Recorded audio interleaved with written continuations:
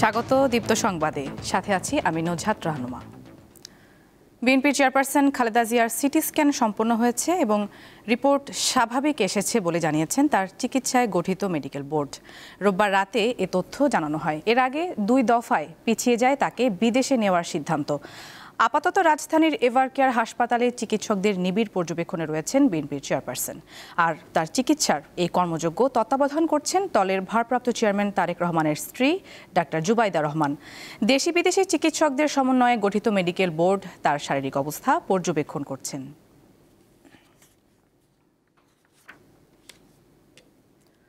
ত্রয়োদশ জাতীয় সংসদ নির্বাচনের তফসিল 8 থেকে 15 ডিসেম্বরের মধ্যে যে কোনো দিন ঘোষণা করা হবে।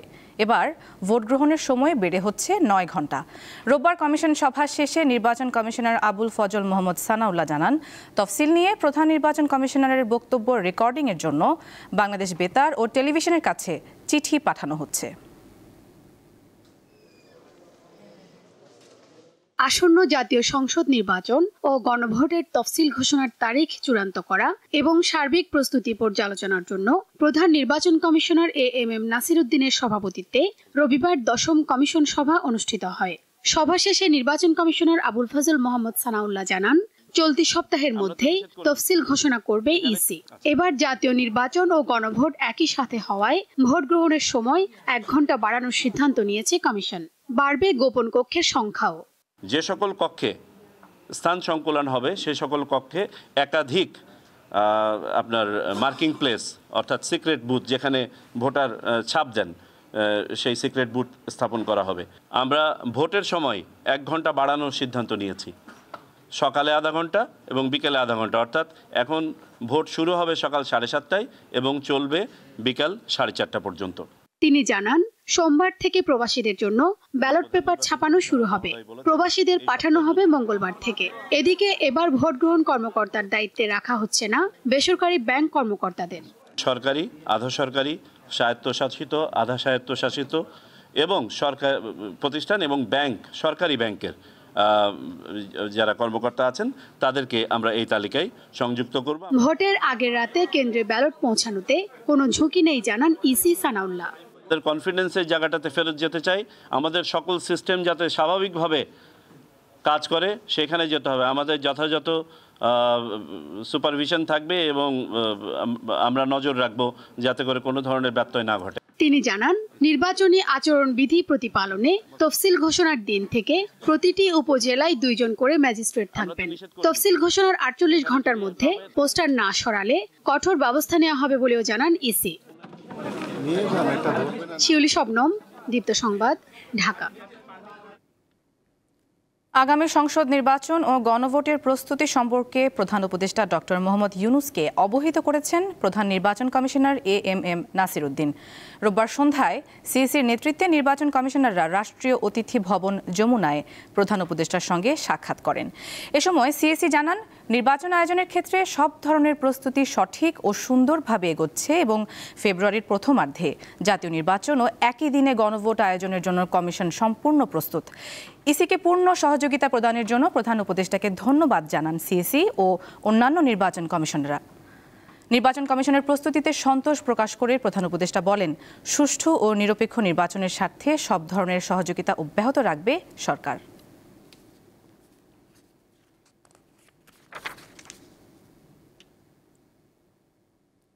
গুম নির্যাতনের ঘটনায় দায়ের করা মানবতাবিরোধী অপরাধের মামলায় শেখ হাসিনা, তারেক সিদ্দিকী ও গ্রেপ্তার 3 সেনা সদস্য সহ 13 জনের বিরুদ্ধে অভিযোগ গঠনের শুনানি শুরু হয়েছে। প্রথম দিন মামলার আসামি 3 সেনা কর্মকর্তাকে ট্রাইব্যুনালে হাজির করা হয়। আওয়ামী লীগ সরকারের সময় ডিজিএফআই এর বন্দিশালায় গুম করে নির্যাতনের অভিযোগে দায়ের করা মানবতা বিরোধী অপরাধের মামলায় অভিযোগ গঠনের শুনানি শুরু হয় রবিবার। এ মামলায় আসামি সাবেক প্রধানমন্ত্রী শেখ হাসিনা, তার প্রতিরক্ষা বিষয়ক সাবেক উপদেষ্টা তারিক আহমেদ সিদ্দিকী, পলাতক ডিজিএফআই এর সাবেক 4 মহাপরিচালক ও গ্রেপ্তার 3 সেনা সদস্য সহ 13 জন। শুনানির আগে ট্রাইব্যুনালে হাজির করা হয় গ্রেপ্তার 3 সেনা কর্মকর্তাকে। সাদা পোশাকধারীরা নম্বর প্লেটবিহীন মাইক্রোবাসে করে তাদেরকে কিভাবে তোলা হতো, তোলার পরে তাৎক্ষণিকভাবে গাড়ির মধ্যে তাদের সাথে কি আচরণ করা হতো, তাদেরকে ব্লাইন্ড ফোল্ডেড করা হতো, হাত করা পরানো হতো, তাদেরকে টর্চার করা হতো, তাদেরকে ইলেকট্রোকিউট করা হতো, তাদেরকে কাউকে কাউকে ইনজেকশন দিয়ে অজ্ঞান করা হতো। এই যে কাজগুলো ইমিডিয়েটলি আফটার পিক আপ এই কাজগুলো তারা করতেন। শুনানিতে চিফ প্রসিকিউটর অভিযোগ আমলে নেয়ার আবেদন করেন। ডিজিএফআই সংস্থাটি রাষ্ট্রের অতি গুরুত্বপূর্ণ একটা সংস্থা, কিন্তু শেখ হাসিনা সরকার এই অতি গুরুত্বপূর্ণ এবং বৈধ একটা সংস্থাকে তার কিছু অফিসারকে এই অপরাধের সাথে সম্পৃক্ত করে তার ক্ষমতাকে চিরস্থায়িত করার চেষ্টা করেছিলেন। যারা শেখ হাসিনার স্বৈরশাসনকে অপোজ করেছেন, তার বিরোধিতা করেছেন, তাদেরকে নিশ্চিহ্ন করার জন্য, তাদেরকে সাইলেন্ট করার জন্য এই গুমকে হাতিয়ার হিসেবে ব্যবহার করেছেন। গুমের শিকার হওয়া ব্যক্তিরা জানান দ্রুত গুমের মামলার বিচার হওয়া দরকার। কোনো নির্দোষ ব্যক্তি যেন শাস্তি না পায়, কিন্তু কোনো অপরাধী যেন ছাড়া না পায়, এবং যারা প্রকৃত অপরাধী হুকুমদাতা তারা যেন দৃষ্টান্তমূলক শাস্তি পায়। ভবিষ্যতের জন্য বাংলাদেশের ইতিহাস, পৃথিবীর ইতিহাসে এটা একটা নজির হয়ে থাকবে। এই উদ্দেশ্যে আমি করেছি। কোনো ব্যক্তিগত প্রতিহিংসা বা জিঘাংসার জন্য আমি মামলা করিনি। এই মামলার পরবর্তী শুনানি 9 ডিসেম্বর ধার্য করেছে আন্তর্জাতিক অপরাধ ট্রাইব্যুনাল 1। মাহিদুর রহমান, দীপ্ত সংবাদ, ঢাকা। দীর্ঘ 8 মাস 10 দিন পর দিনাজপুরের হিলি স্থলবন্দর দিয়ে ভারতীয় পেঁয়াজ আমদানি শুরু হয়েছে। রোববার বিকেলে পেঁয়াজবাহী প্রথম ট্রাকটি দেশে প্রবেশ করে। আমদানিকারকরা জানান, ভারত থেকে আমদানি বন্ধ থাকায় গত কয়েক মাসে পেঁয়াজের বাজারে অস্থিরতা দেখা দেয়। বাজারে সরবরাহ স্বাভাবিক রাখতে সরকার শনিবার রাতে জরুরি ভিত্তিতে আমদানির অনুমতি দেয়। হিলি স্থলবন্দরের কর্মকর্তারা জানান, ভারত থেকে পেঁয়াজ আমদানির জন্য প্রায় 20 জন আমদানিকারক আইপি পেয়েছেন। পরীক্ষা নিরীক্ষা শেষে পর্যায়ক্রমে ট্রাক খালাস দেওয়া হচ্ছে।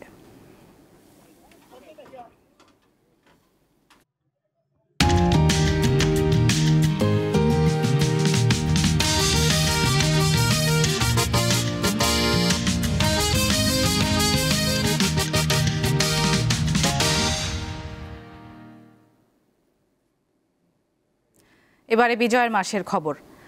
1971 সালের 8 ডিসেম্বর এদিন কুমিল্লা, ব্রাহ্মণবাড়িয়া ও চাঁদপুর মুক্ত হয়। এই 3টি গুরুত্বপূর্ণ শহরে পাকিস্তানি হানাদার বাহিনী পরাজিত হয়ে আত্মসমর্পণ করে। এদিন কুমিল্লা বিমানবন্দরে পাকিস্তানি সেনাবাহিনীর অবস্থানের উপর মুক্তিযোদ্ধারা আর্টিলারি আক্রমণ চালায়। এক পর্যায়ে তারা আত্মসমর্পণ করতে বাধ্য হয়। রাতভর প্রচণ্ড যুদ্ধে 26 মুক্তিযোদ্ধা শহীদ হন। যুদ্ধে পরাজিত হানাদার বাহিনীর কিছু সদস্য বিমানবন্দরের ঘাঁটি ত্যাগ করে শেষ রাতে বগুড়ার দিকে এবং সেনানিবাসে ফিরে যায়। আর কুমিল্লা বিমানবন্দরের ঘাঁটিতে ধরা পড়া কতিপয় পাকিস্তানি সেনা আত্মসমর্পণ করে। ওই দিন কুমিল্লার রাস্তায় নেমে আসে জনতার ঢল। মিত্রবাহিনী ও মুক্তিযোদ্ধাদের ফুল দিয়ে বরণ করে নেয় জনসাধারণ। বিকেলে কুমিল্লা টাউন হল মাঠে উত্তোলন করা হয় স্বাধীন বাংলাদেশের পতাকা। একইভাবে যুদ্ধবিধ্বস্ত ব্রাহ্মণবাড়িয়া মুক্ত হওয়ার পর সর্বত্র ওড়ানো হয় লাল সবুজের পতাকা। দেশের এক একটি প্রান্ত জয় করে মিত্র ও মুক্তিবাহিনী ঢাকার দিকে ঝড়ের বেগে এগিয়ে আসতে থাকে।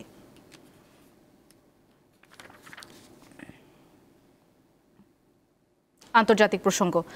গাজা যুদ্ধবিরতি পরিকল্পনার দ্বিতীয় ধাপ চূড়ান্তের কাছাকাছি বলে জানিয়েছেন ইসরায়েলের প্রধানমন্ত্রী বেনিয়ামিন নেতানিয়াহু। এ নিয়ে আলোচনা করতে এই মাসের শেষে মার্কিন প্রেসিডেন্ট ডোনাল্ড ট্রাম্পের সঙ্গে বৈঠক করবেন তিনি। রোববার জেরুজালেমে জার্মান চ্যান্সেলরের সঙ্গে যৌথ সংবাদ সম্মেলনে এসব কথা জানান নেতানিয়াহু। তিনি বলেন, প্রেসিডেন্ট ট্রাম্পের সাথে বৈঠকে শান্তির সম্ভাব্য সুযোগ ও গাজায় হামাসের শাসন অবসানের বিষয়ে আলোচনা হবে।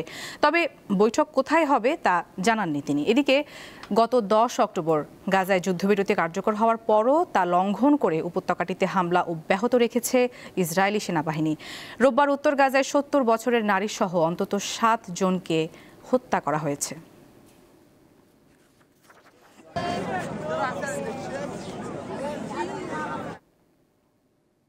থাইল্যান্ড ও কম্বোডিয়ার সেনাদের মধ্যে সীমান্তে নতুন করে সংঘর্ষ হয়েছে।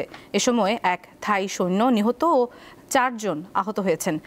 বিবৃতিতে থাই সেনাবাহিনী জানিয়েছে, স্থানীয় সময় সোমবার দুপুর 2:15টার দিকে সিসাকেত প্রদেশের সীমান্ত এলাকায় গুলি ছোড়ে কম্বোডীয় সেনাবাহিনী। এই ঘটনার পর পাল্টা জবাব দেয় থাই বাহিনীও। সংঘাত থামার পরপরই কম্বোডিয়ার সীমান্তবর্তী 4 থাই প্রদেশ থেকে কয়েক হাজার মানুষকে নিরাপদ স্থানে সরিয়ে নেওয়া হয়। এর আগে গেল রোববার কম্বোডিয়ার বিরুদ্ধে জাতিসংঘে অভিযোগ জানিয়েছিল থাইল্যান্ড।